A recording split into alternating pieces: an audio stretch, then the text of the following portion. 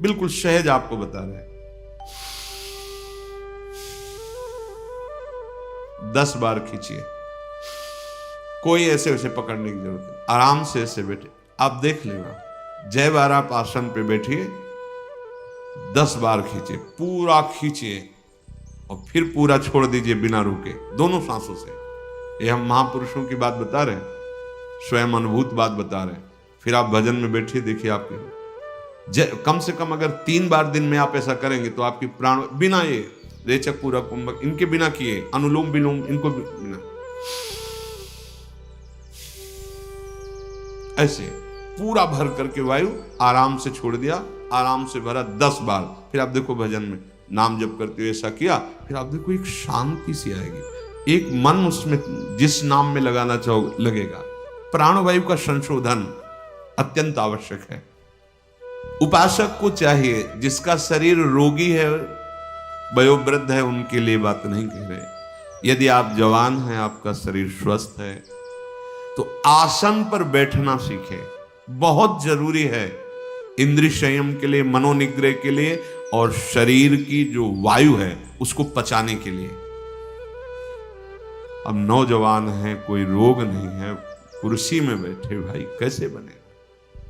आपकी वृद्धावस्था है, आपकी टांगे दर्द कर रही, घुटने दर्द कर रहे, कमर दर्द कर रहे, गृहस्थी से आए हो, बैठो। आप बाल ब्रह्मचारी हैं, भगवत मार्ग के पथिक हैं, या आप गृहस्थ से संयम पूर्वक रहकर आए, तो कुर्सी सुख आसन पर बैठने की चेष्टा ना करें। एक आसन पर बैठे, एक आसन सुखासन से लगा लिया, शांत बैठे। उससे आपके शरीर में जो पीड़ा होगी वो वायु पचेगी। जैसे जैसे वायु पचेगी शरीर हल्का होता चला जाएगा, शरीर राग हल्का होता चला है, विस्मरण होने लगेगा शरीर का। शांत, जहां हाथ रख दिए, गंभीरता, शांति, स्थिर भाव तक कम से कम 48 मिनट, 48 मिनट एक स्थिति में बैठे। अरे सर, कई कई घंटे का पद्मासन या सिद्धासन, 30 मिनट के बाद कष्ट शुरू हुआ, हर नस नाड़ी पीड़ा को, मैं शरीर नहीं हूं, ये भ्रम है, ये कष्ट नहीं, ये भ्रम है। थोड़ी देर बाद शून्य, शून्य के बाद शांत, अब बैठे रहो। पर वो समय क्रॉस करना जो बहुत कष्टप्रद, यही तो है सब इंद्रियों को अधीन कर लेना। शांत, हर नस नाड़ी शुद्ध वायु, जो वायु दोष पैदा करने वाली, वो भस्म हो जाती है उससे। कब आपकी वृत्ति संभलेगी? यही तो समय है। अगर आप सत्संग में बैठे हो, लगाया आसन और बैठ गए, या तो वक्ता की तरफ दृष्टि या नासाग्र दृष्टि। ये इस समय जो अपना सत्संग होता है, ये आंख मूंद के सुनने वाला नहीं है। आंख मूंद के तो फिर नींद आ सकती है, आलस्य आ सकती है। या तो नासाग्र दृष्टि और या तो वक्ता की तरफ एकाग्र दृष्टि। शांत, आपका शरीर स्वस्थ है, आप जवान हैं। आसन बहुत आवश्यक है, बहुत आवश्यक है। आपका शरीर स्वस्थ है, आपका भोजन कम हो जाएगा आसन में बैठने पर, क्योंकि डरोगे। अगर अधिक भोजन पा लिया तो आसन में नहीं बैठ पाओगे, पेट बड़ा हो गया तो आसन में बैठ पाओगे नहीं। उचित आहार, अपने आप सब ठीक होने लगेगा। आसन, हम कहते हैं ना पद्मासन लगाओ ना सिद्धासन लगाओ, तो ऐसी पलथी अलथी पलथी जैसे पलथी मार के बस अब ऐसे रख दिया हाथ, शांत बैठे सुन रहे। अब दर्द हो रहा है तो चुपचाप नाम जप करते हुए अपने मन को लगाने की चेष्टा करो। सत्संग में नाम को चुपचाप सा हो, सहते सहते अभ्यास हो जाएगा। अभ्यास हो गया तो भजन में डूबने का अवसर आने लगेगा। सिद्धासन, पद्मासन, सुखासन, ये भजन के आसन होते हैं। हमें लगता है कोई बिरले ही पद्मासन लगाता होगा। सिद्धासन का तो हो सकता है भाई प्रवचन में सुना है तो ज्ञान हो। ये बहुत आनंद प्रदान करने वाले हैं सिद्धासन, जैसे ना अब तो किडनी खराब है, शांत, थोड़ी देर के बाद एक नशा सा दिमाग में जा, और आधा पौन घंटा व्यतीत होने के बाद शून्याकार स्थिति, कभी पंखा नहीं चला, जब आसनों पे शांत, पसीना से लथपथ, ठंडा शरीर, थोड़ी देर शांत। अब 2 घंटे 2.5 घंटे एक आसन, फिर लघु शंका आदि से फिर लगाया दूसरा आसन, मतलब सिद्धासन में 2.5 घंटे, पद्मासन शांत, साय मच जाता। उसके बाद घंटों मंत्र चलाना नहीं पड़ता, चल रहा है अपने आप, एक अद्भुत स्थिति आती है। ये भागवती में आप दिन भर इधर उधर टहल रहे, टांगे बेग इधर, भजन में मन लगेगा।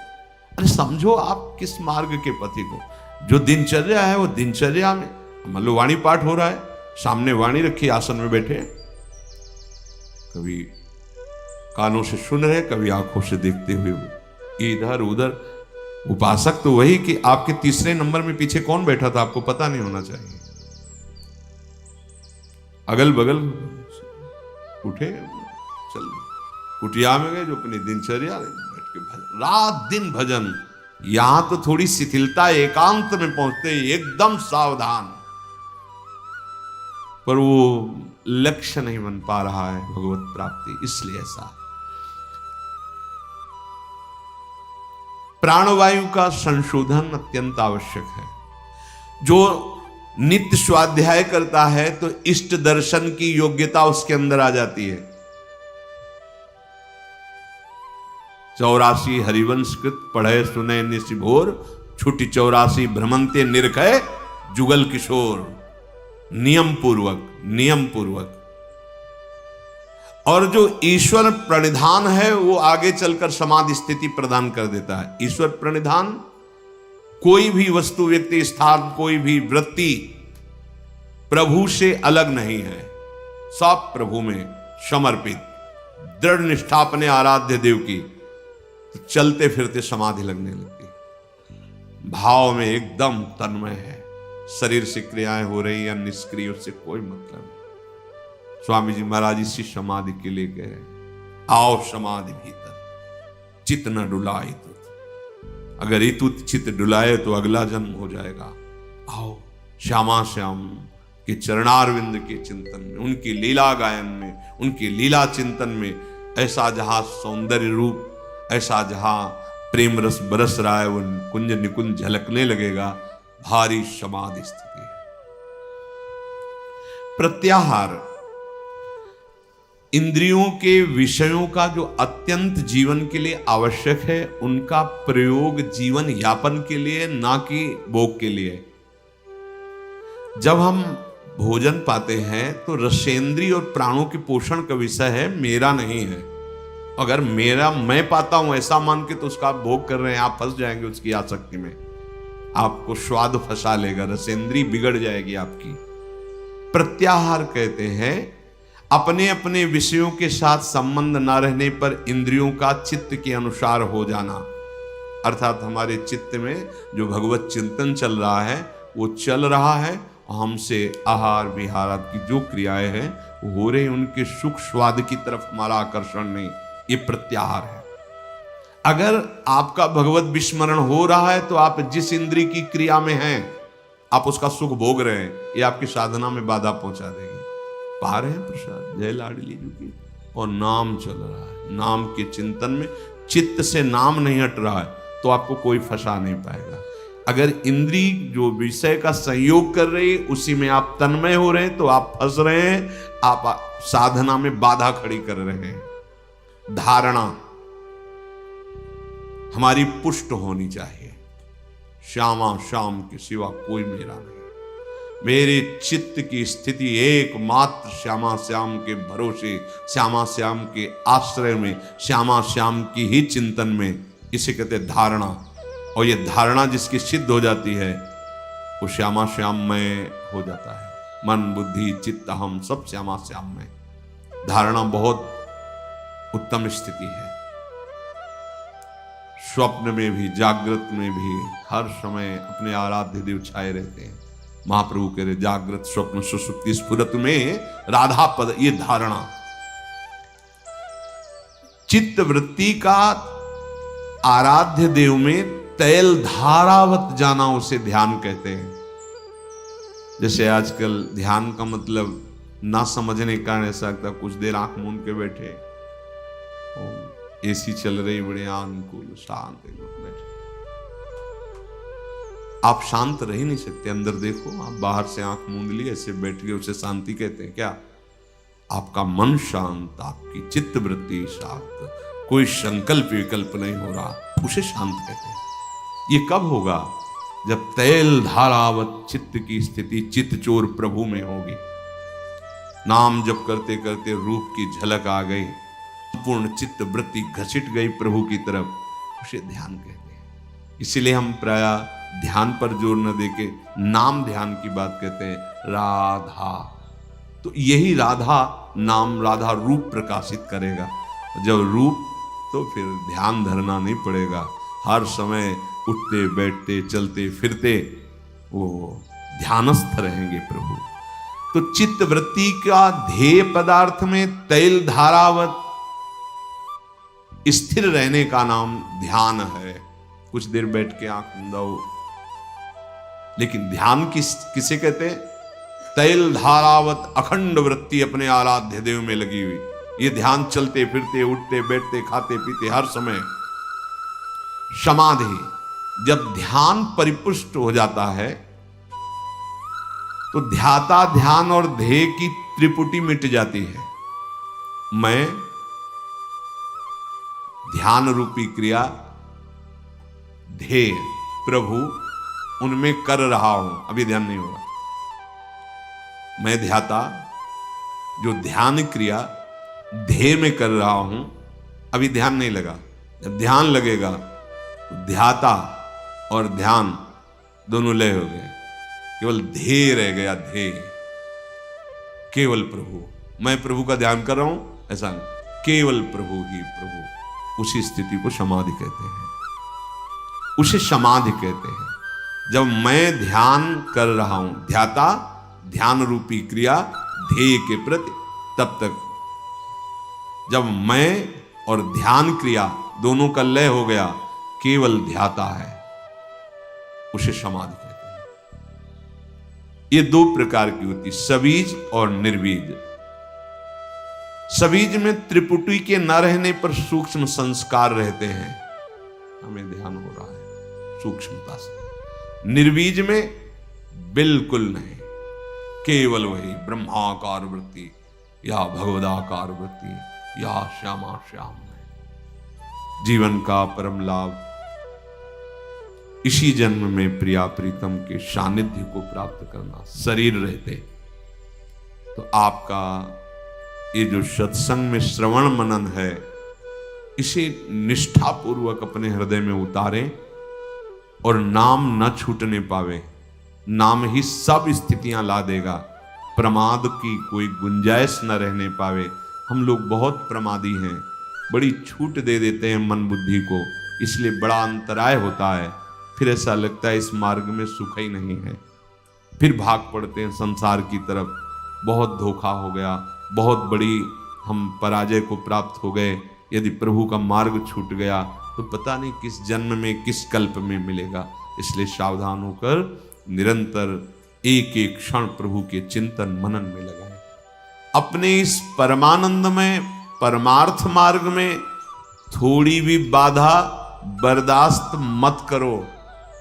ध्यान से सुनो, तुम्हें एक अनुपम सुख चाहिए, अनुपम शांति चाहिए, एक विलक्षण आनंद की तुम भोगता, क्योंकि तुम्हारा स्वरूप ही है आनंद। अब इधर जो तुम भोक्ता बनकर उस सुख को खोज रहे हो, नहीं है।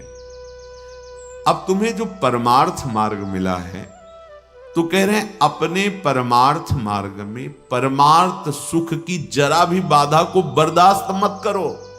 अगर बर्दाश्त करोगे, चलेगा इतना तो वो गिराता चला जाएगा आपको। नहीं, सावधान हो जाओ।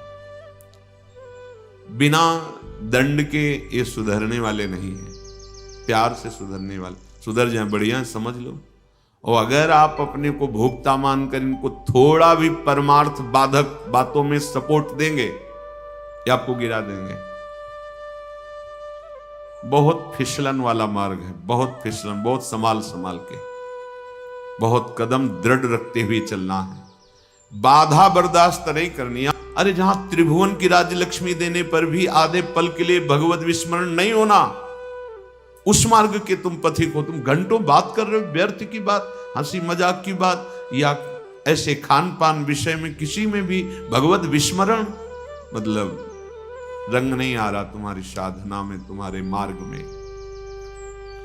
किसी भी हालत में इस मार्ग के पथिक में भजन की शिथिलता नहीं आनी चाहिए, किसी भी हालत में।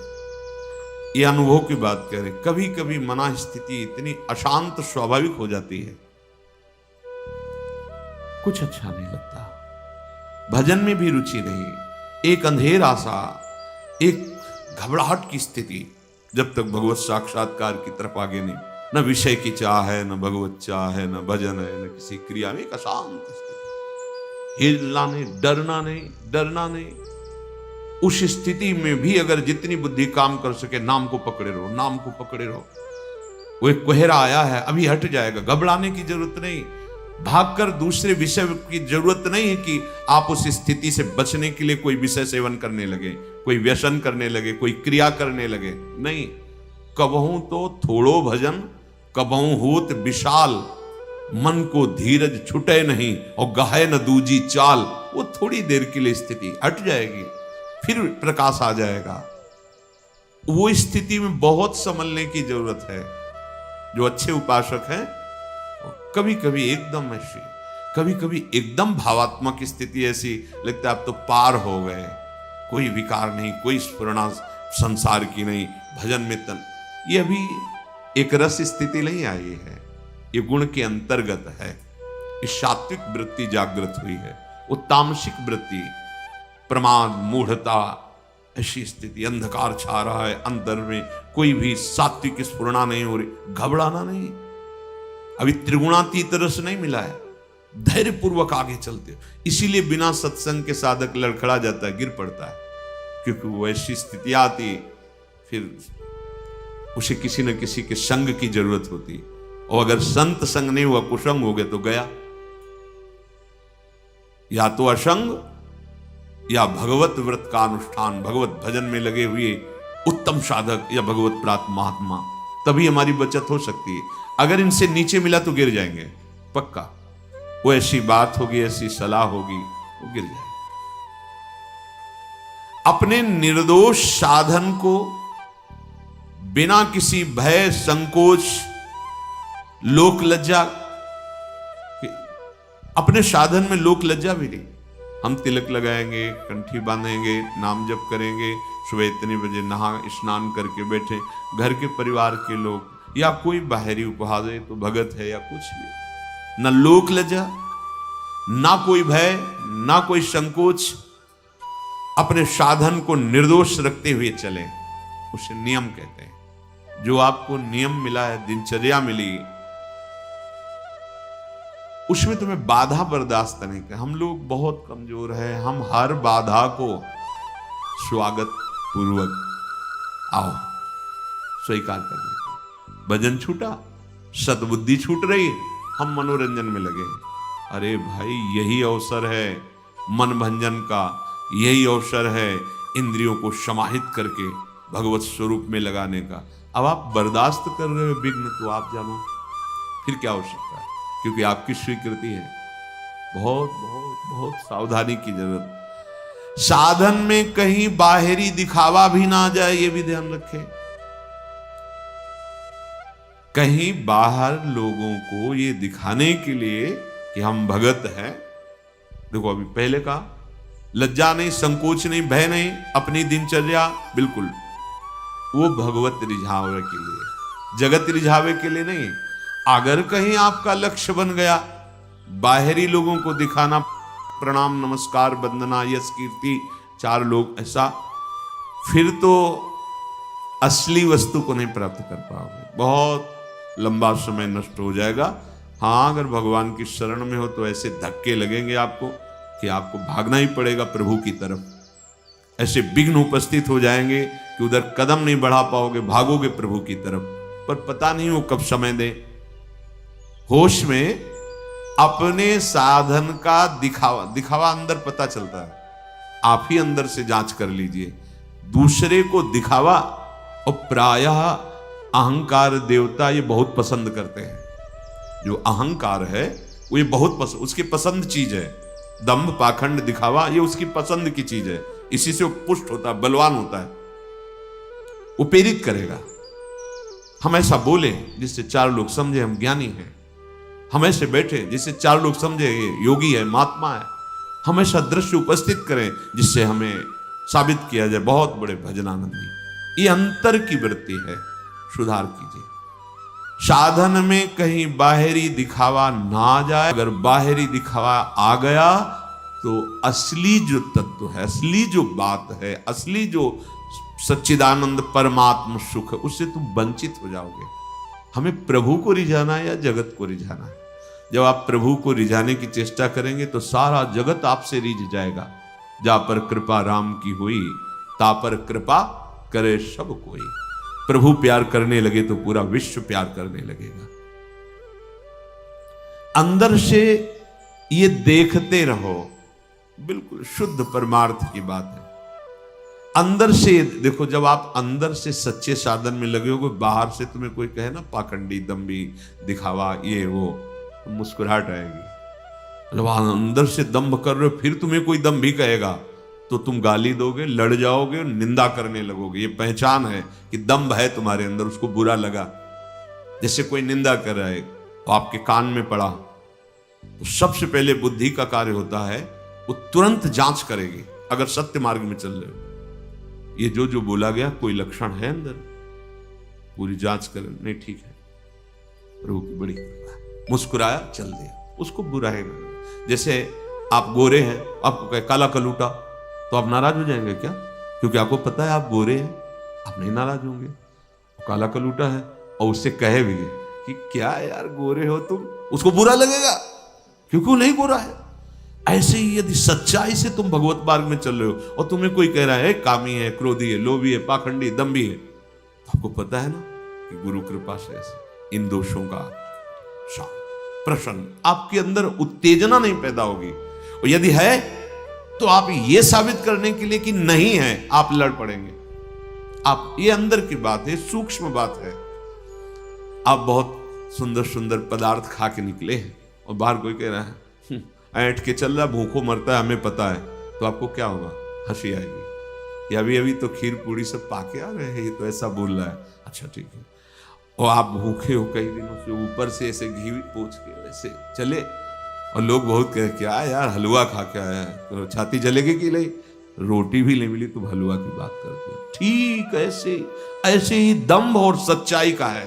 आप सच्चे भगवत मार्ग के पथिक बनेंगे। पूज्य श्रीपाद उड़िया बाबा जी महाराज कहते कि जब अपनी भाषा में जैसे जो हम जानते हो बात करता है तो हमें समझ में आती, लेकिन विदेशी भाषा में जिसे तुम्हें ज्ञान ना हो, तुम्हें बल भर गाली दे रहा हो, निंदा कर रहा हो, तो तुम क्या करोगे? पता ही नहीं वो भाषा ना, तो ऐसे सुनोगे, कुछ बोल रहा हो, चल दोगे। जब तुम्हारी भाषा में ऐसे तुम्हें गाली दे, निंदा दे और तुम चल दो, तो जान लो कि तुम सच्चाई के मार्ग में चल रहे हो। नहीं तो एकदम जलन पैदा, क्योंकि वो है, जलन पैदा हो जाएगी। साधन में कहीं बाहरी दिखावा ना हो। साधन में बाहरी दिखावा वही सच्चाई का साधन है, वही बाहरी दिखावे का साधन है। प्रियालाल का श्रृंगार कर रहे हैं, अंदर से मेरे प्रियालाल सुख, उनका श्रृंगार उनके सुख के लिए, और दूर से खड़े होकर दर्शन करके आह्लादित हो। अंतर का भाव बदल गया, दिखावा हो गया, अंदर का भाव प्रभु के लिए साधन बन गया, भगवत प्राप्ति का साधन बन गया।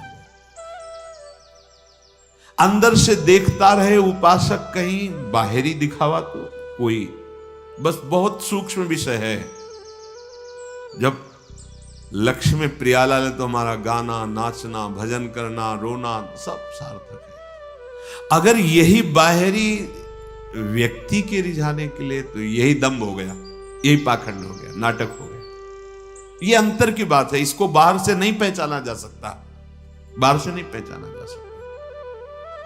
एक बार ठाकुर हरिदास जी, महाप्रभु चैतन्य देव के परिकर नाम हर समय चलता, जा रहे थे तो एक परिकर था जो लीला अनुकरण और लीला गायन करते हुए, बहुत सुंदर संगीत नृत्यवाद, बहुत भीड़ लगी हुई थी। वो गए, विविध प्रकार की, कभी काली देह लीला, कभी गिरिराज उठान, ऐसी लीला पदों में गा करके वो नृत्य करते थे, उनका परिकर होता था, उसमें स्त्रियां भी पुरुष भी, और बड़ा भाव में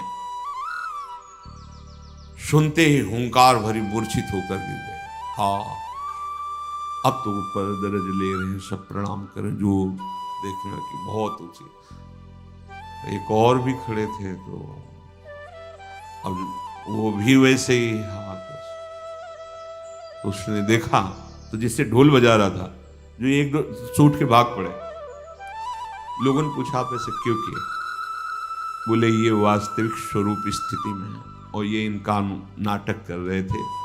अगर ये भाव में होते तो हमारे इस ढोल बजाने के एक दो डंडे में इनके होश ही नहीं आते, इनका मतलब ही नहीं होता। शरीर राग से युक्त होकर ये नाटक कर रहे थे, दम्भ नहीं। सच्चाई जो हृदय में है वो छुपती नहीं है, उसमें एक आकर्षण होता है, क्योंकि सब में भगवान बैठे हुए हैं। अपने आप आपको संपूर्ण जगत के हृदय में बैठे हुए भगवान का प्यार मिलेगा। नाटक करने की जरूरत